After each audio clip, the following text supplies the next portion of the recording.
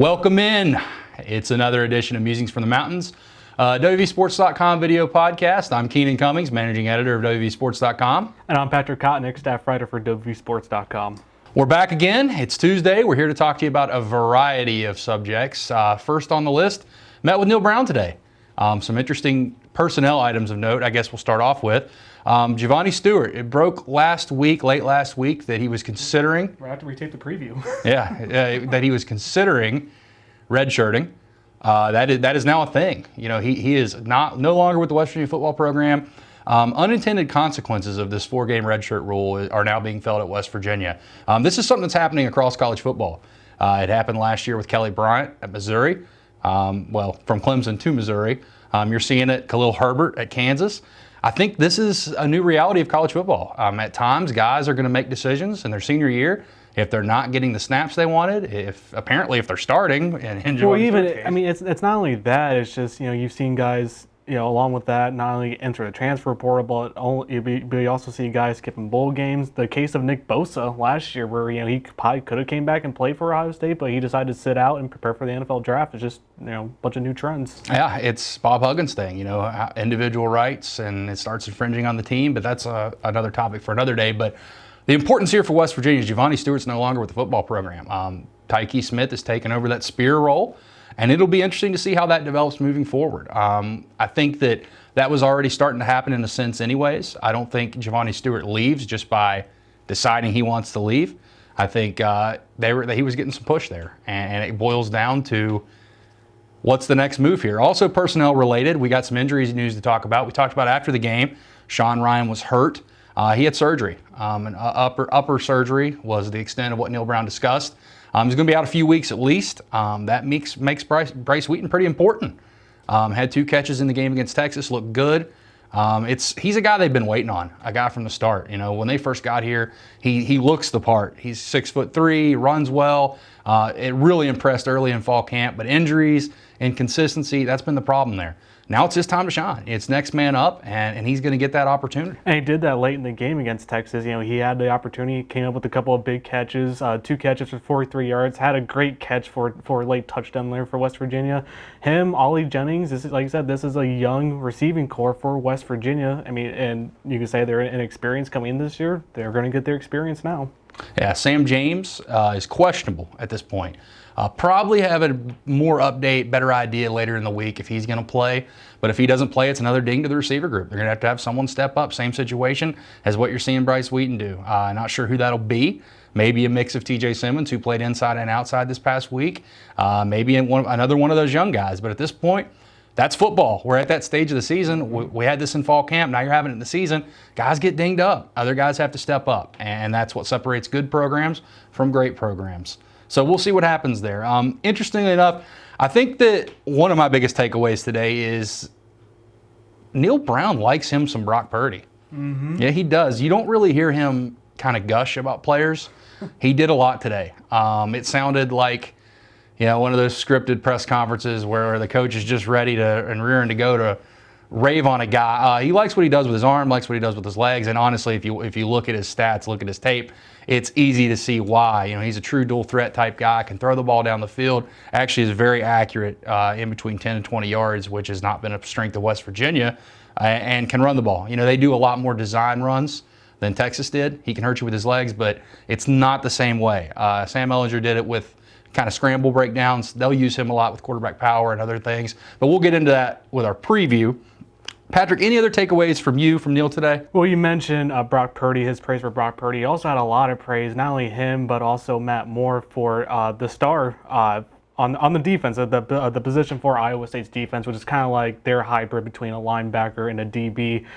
Greg Eisworth, he's a player that makes a lot of tackles for Iowa State. West Virginia recruited him. Yeah, as you mentioned down to West Virginia and Iowa State. And for Iowa State, their defensive line, we'll get into this when we tape our preview later this week, but their defensive line basically have the same kind of, I would say they're same kind of like, usage when it came to Tony Gibson's defense, where they're just meant to be there, take up some block some gaps, take up some offensive linemen. That way, That way, the linebackers can make a lot of those tackles, and that's been the case for Iowa State so far this season. That's why you're seeing a lot of defensive linemen take up some of those gaps, and then you see Eisworth. He's been one of their top tacklers this year. Very unselfish defense. That's one thing that Matt Moore pointed out about their defense. And how do you go about stopping that? Well, you got to get hats on hats. You got to move the scheme some way. You got to do something to where you can get some player on number 12, at some point, so that he's not free to make those tackles. Yeah, and West Virginia knows all about that defense. Just think last year,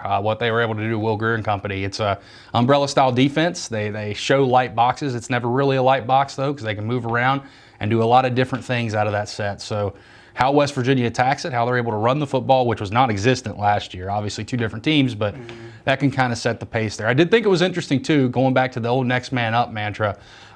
Neal said they're going to have to change the way they practice a little bit because of injuries. They're going to have to stop going good on good as much, scale back reps, scale back time, and that comes with it. I mean, you look at safety, for example, where you had Giovanni Stewart. I know he's technically a linebacker, but a safety body. They have 4 guys. Their 2 deep is literally a 2 deep. That's all they have.